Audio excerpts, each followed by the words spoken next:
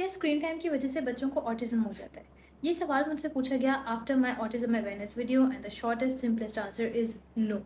Autism एक genetic और neuro developmental disorder है जो कि एक्सपोजर ऑफ स्क्रीन्स यानी कि लैपटॉप या मोबाइल या आईपैड या टीवी का बहुत ज़्यादा इस्तेमाल करने की वजह से ऑटिज्म नहीं हो सकता, क्योंकि वो बायोलॉजिकल सिम्टम्स प्रेजेंट नहीं हो सकते।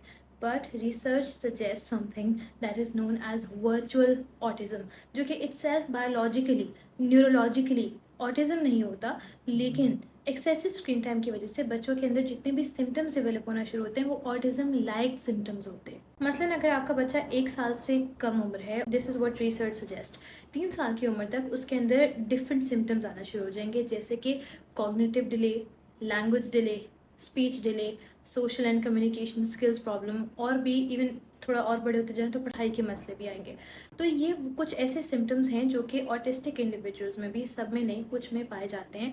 इसकी वजह से इन दोनों को ओवरलैप कर दिया जाता है और समझा ये जाता है कि सिम्टम्स सेम है तो बच्चे के अंदर ऑटिज्म डेवलप हो गया। ऑटिज्म बाय बर्थ होता है। आपने, if you think that your child is developing such symptoms, ज़रूरी नहीं है कि उसको ऑटिज्म हो, लेकिन अगर कोई जेनेटिक फैक्टर्स हैं तो हो भी सकता है। All you need to do is go and refer to a specialist and get your child checked.